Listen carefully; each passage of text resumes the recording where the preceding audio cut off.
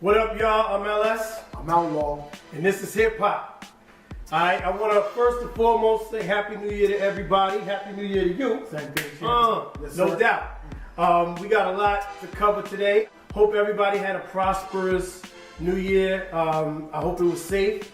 Hope nobody got locked up, even though I know a couple of people got locked up. You know what I mean? First and foremost, I wanted to talk about the year-end wrap-up. You got Uncle Murda's year-end wrap-up. You also had Mad Skillz, aka Skillz, or Skillz, aka Mad Skillz year-end wrap-up. What else we got? We're going to touch on this Lifetime surviving R.Kelly joint, man, and get some commentary going about that situation. I'm sure it's a lot to talk about with that. Definitely want to talk about some things we're looking forward to this year, 2019, in hip-hop and in music and in entertainment. What else you got for him, bro? I think that's it, man. We just gonna jump right into it. First thing I wanted to get into was the year-end wrap-up. Did you hear the year-end wrap-up with Uncle Murda or Skillz? I know they dropped. I actually haven't heard it yet, man. Okay. For your boy. Yeah, I got some joints, man, for you. Matter of fact, I get it now, the people like when I talk about it. It's that time of the year, so I'ma talk about it. They know what happened, they still want me to talk about it. They heard what happened, they still want me to talk about it.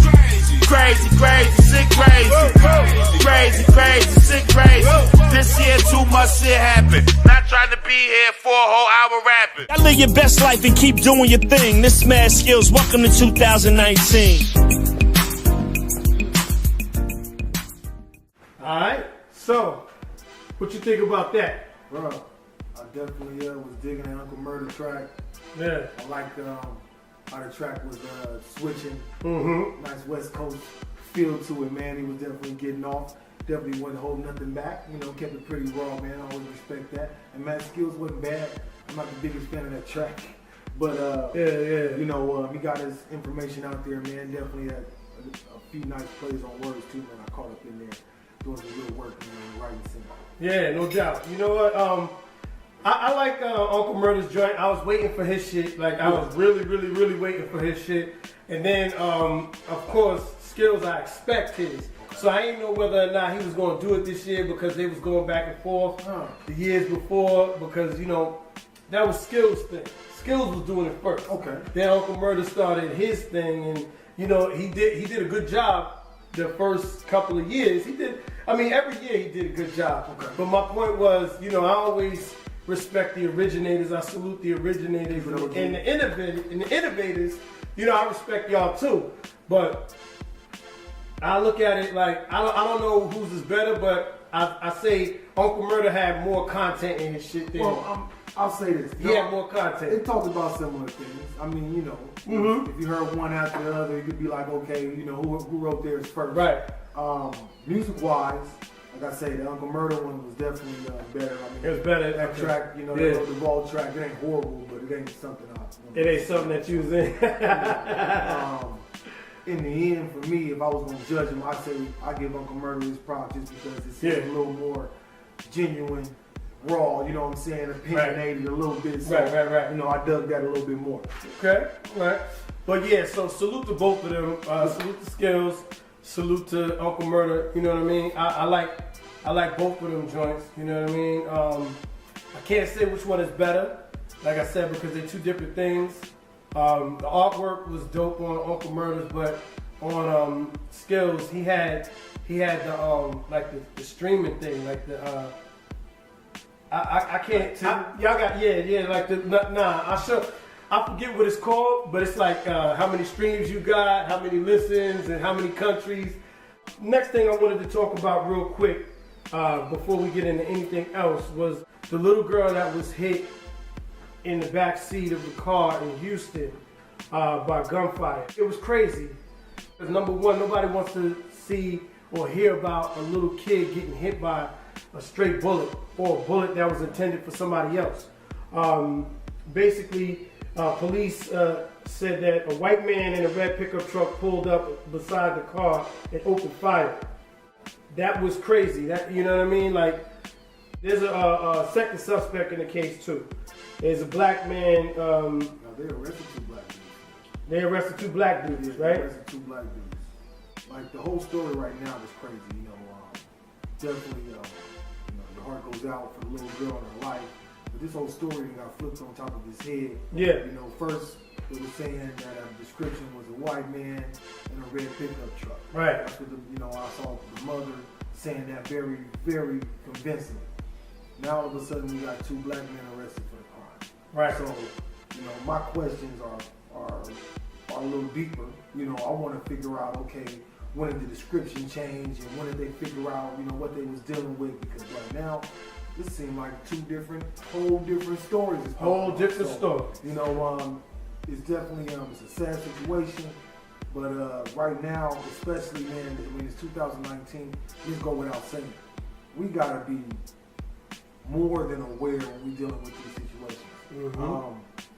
The media, it's a lot of speculation. We're dealing with social media as well, and we get a story and we're not even sure from moment to moment how this shit is turning out. Right. And you hear a description like it first started off, man, you want to, it's a different type of feeling when you're out there thinking it was racially motivated compared to a situation where these guys are saying it was in a shootout and, a straight bullet hit this little girl. Right. I'm trying to figure out where her mother got this story from. Right. And then how it switched up all of a sudden once these guys locked up. That's what seemed kind of crazy to me. It's not even about a rush of judgment situations. Right.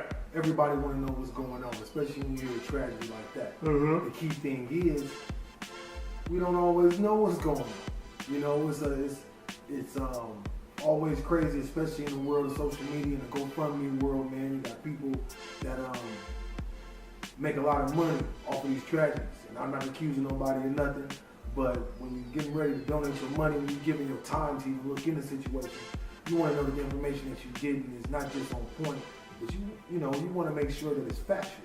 Right. You don't want to, have people out there in the area looking for some white dude in a red pickup truck who ain't did nothing wrong. Who ain't did nothing wrong. You wouldn't right. want your brother, your nephew being targeted for being accused of something he didn't do either. So, it's a crazy situation. We are talking about that little girl here. We're not talking about nobody who's suspected to be some thug or whatever the case is. This is a human life and this is a child's life. And I really want to just, give a moment of silence. All right. So, next, what we got here? We got the R.Kelly shit coming up. All right. You want to set this one off? Because, bro, I'll be honest with you, man. It's like, this, I don't know if you want to call it a docu-series, a documentary dropped on Lifetime. And at first look, I didn't have no interest in watching it. right. I was one of the first tapes I ever bought my own money was in the 90s. Right. And I'm not a fan of R.Kelly. I haven't been in a long time. Mm-hmm. But I didn't feel it was something that even should get that type of attention. Apparently I was wrong. Turned on my social media, man, and literally for 2 days after it came out, that was the majority of what I was seeing. So decided, talking to one of my OGs to take the time and give it a look. I don't know where to start, bro. Like, just being honest. Yo, you know what? Just the whole situation. Let's start from the beginning. Years ago, when Aaliyah came out, right? Yeah. Before R. Kelly was R. Kelly, he was R. Kelly in Public Announcement. He went solo, but we still was calling him R. Kelly in Public Announcement, right? He came out with this young protege, Aaliyah. There was rumors about him and her supposedly married already. We knew that there was something going on with them because their interviews was too often. No, bro, it wasn't even just that. Let's just be very straightforward. This is what, 94, so I was 12 going on 13 at the time. Mm-hmm. Aaliyah come out with a song that R. Kelly wrote her, age and number with a number. And everybody's speculating that she's with R. Kelly. Right. Okay, what we end up finding out is not only was she with R. Kelly, they actually did go out and get married. Now, at the time, we didn't have social media. I don't know how you was getting your news at the time. We watching on straight TV, streets, man. The streets, word of mouth, and word of mouth, and TV. It was just that's how it was back in the day. So, to be honest, if you're asking me up till you know, a few years ago, I didn't know if that was real or fake, but you end up finding out the truth. Mm-hmm. And even through this Lifetime show, you know, which I found a lot of people to incriminate themselves. Right. One of the dudes that really put himself on blast was the dude that said he was R. Kelly's personal assistant, you know, / manager. And he's saying that he actually forged the paperwork, man. Wow. You know, that's what really, in the moment, I can see how people that might not know the story can get, you know, be like, oh my goodness. But in real reality, you know, maybe there should have been at his front door, you know what I'm saying, for being a part of that situation. But you look back in time, it's a lot of people that should have been held accountable, not just based off of speculation, but based off we know this fact that actually happened. That statutory rape shit is really, really, really a serious thing. And everybody at that time should have known better. They should have knew better. And when it's big money involved, what happens? People just look the other way. No, but that's really the conversation that need to be had. We starting there. Aaliyah, she was never signed with R.Kelly. She was signed to her uncle. You know, he was her manager, and her parents were involved in the situation as well. You know, one of the big things that I noticed when this all came out, I saw a statement from Aaliyah's mom. She specifically said that she didn't know this young lady that was inside the documentary, this lady named Javante Cunningham. Mm-hmm. Now, Javante Cunningham specifically said that she witnessed R. Kelly having sex with Aaliyah. That's one. Second, Aaliyah's mom come out with an official statement saying not only that she never met Javante Cunningham, but that she was lying. Now, that's a whole different story.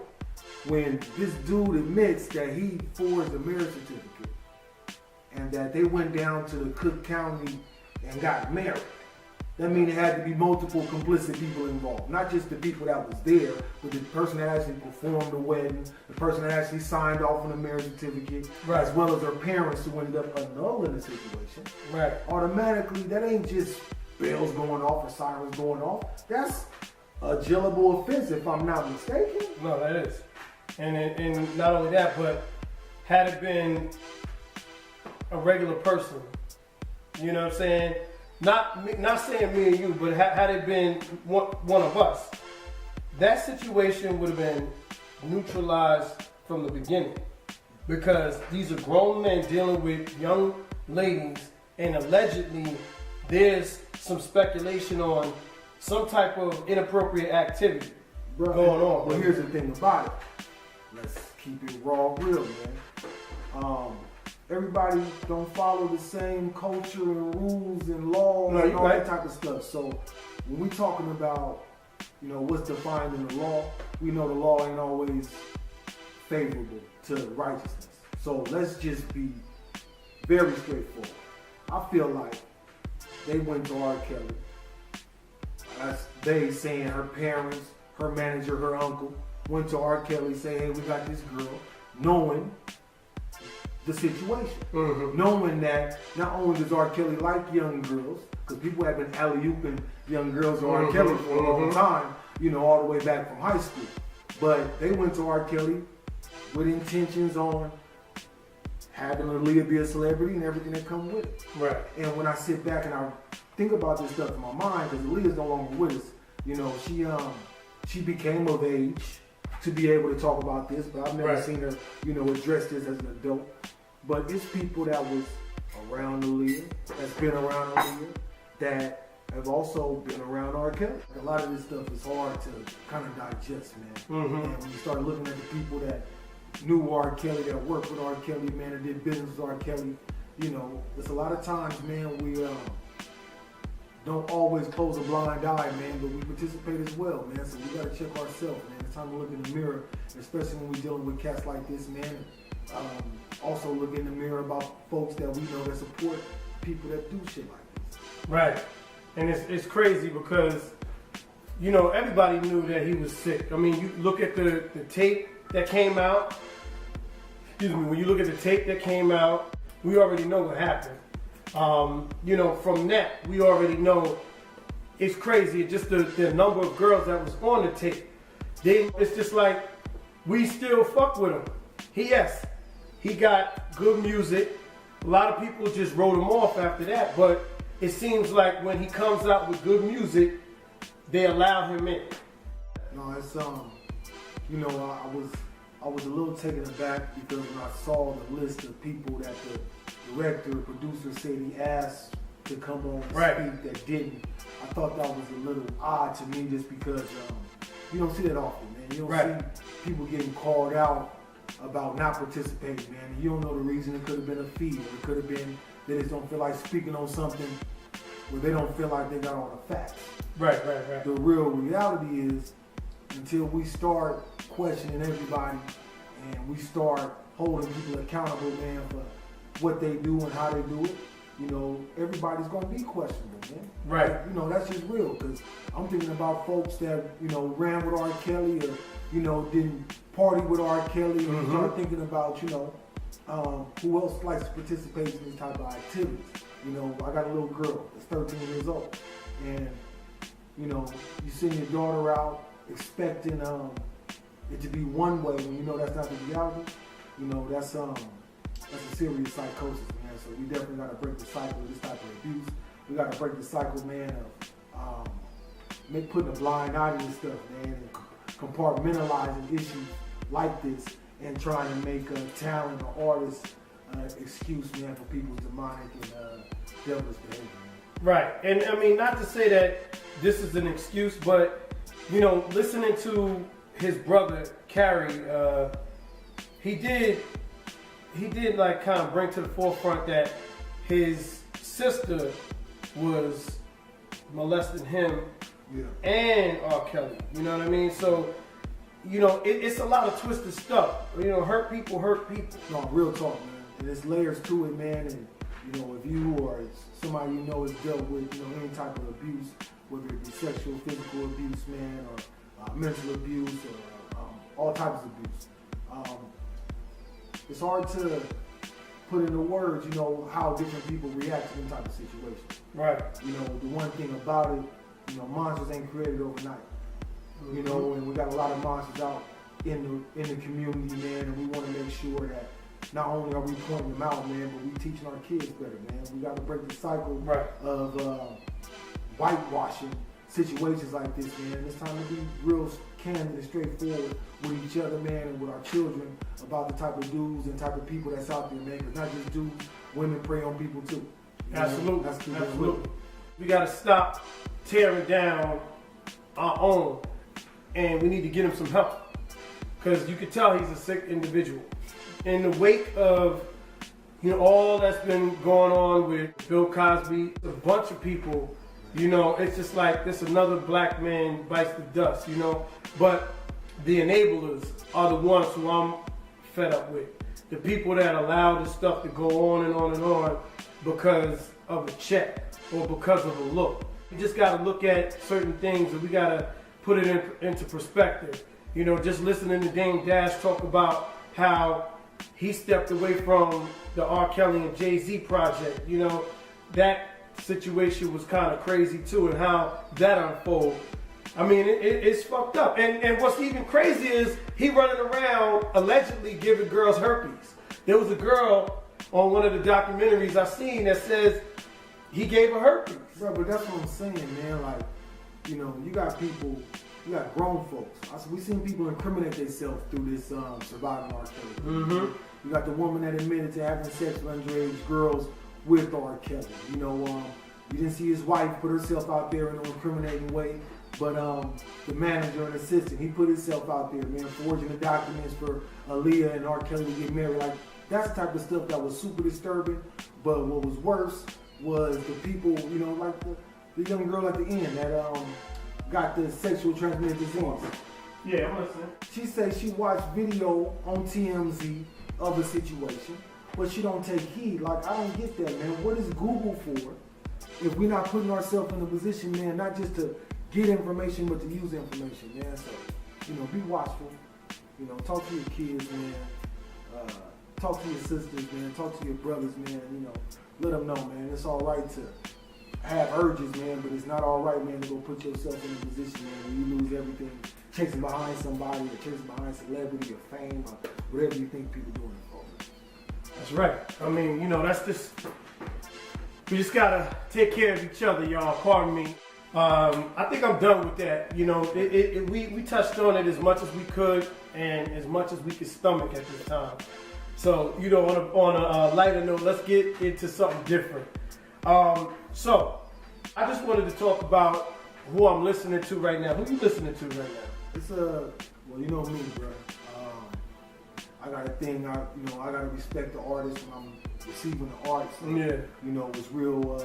It can be difficult at times for me to go out and seek new projects from new artists and different things like that, man. Especially with some of the idiotic stuff that I hear on radio and mainstream music. Yeah. But I heard a good project, man, come out of Ice Cube Camp. Okay. You know, it just dropped before the New Year's. Definitely gave me some juice. I'm real excited, and this is not something I've been excited for in a while.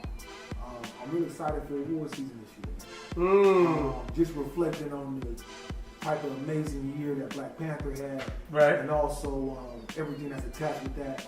You know, not just the actors got a lot of love, but you know, Kendrick put together an amazing project to go with that movie, and he's nominated for a few awards, man. So I'm happy to see some transition, not just from hip hop community giving this young cat love his art, man, but also him getting some mainstream love, man. We give a good example out there to our artists, man, of what to esteem to be when you're out there doing your art, man. Stay true to it, and the game stay true to you, man.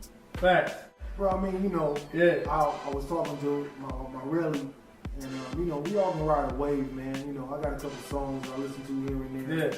You know, that Leave Me Alone right now, that track right now, has been banging in my head. Like, that one's real hot. What's that? Who that was? Flip De Niro. Flip De Niro. Flip De Niro Okay. got a track out called Leave Me Alone. I jumped on that wave, man, as soon as I heard it, just because it's different than the stuff I've been listening to. You know, Okay. In the end, you know, as a writer, as a hip hop lover, you know, you want to hear some diversity in your music. This one, you know, it's a little hardcore, but he come from a place of vulnerability, man, so he gave him a little spunk. Okay. I've been listening to a lot of Griselda records. Griselda Records is signed to Shady Records, and they doing their thing.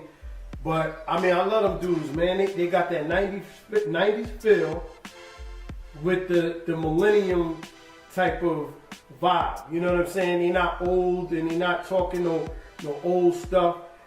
I mean, that's what I'm rocking with right now. So salute to them. Westside Gun, Conway the Machine, and Benny the Butcher. That's all I'm listening to right now. Plus myself, you know what I'm saying? Like, that's it. That's what counts, man. You know what I mean? Working on yourself, working on that art. That's the other beautiful thing about hip hop, man. You ain't gotta be a fan. Just keeping it real, man. I love my music. I love making music. I love listening to good music. But when it's hard to find, man, I always rely on classics, man. Got to. You got to go to the classics. But yeah, that's about it. You know, as far as lyricists is concerned, you know, it's always going to be the top tier ones. I know I got into a conversation about TDE recently, and I think all of them are spitters. You know, everybody on that roster is incredible. However, I couldn't tell you an album that they have. I ain't listening to none of that stuff. Well, you know what I mean? I'll be honest, like, you know, J-Rock from the same area, neighborhood I'm from. Right. And, you know, my favorite song that came out last year was the track he dropped, That Win. That's the other reason why, you know, I fuck with Kendrick tough. It's not because of where he's from, because I wasn't a fan during the K-Dot years. But, you know, we got real substance when we talk about it. Plus, I know, you know, he always good to the hood. So, you know, that's always love. It's always love. Oh no, man. You know, Schoolboy, he'll drop a few, and I know people, you know, live and die by him, and a few others come out the West, like Mozzie, and, you know, they all drop some good heat, but, man, I just stick to what I know and let the green grass grow. I'm hoping for some E40 this year. I'm hoping for some more Scarface this year. You know, Wu-Tang is always active. I'm just hoping that the OGs, man, can just remind us, man, what that classic music be like. That classic music be like. I guess that's it. Stay tuned. We got some new and exciting things coming up this year. So, you know, we ain't gonna disclose none of that yet until the ink is dropped. Y'all just gotta stay tuned. No, definitely, man. We appreciate y'all watching. This is Outlaw. I'm LS. And this is Hip Hop.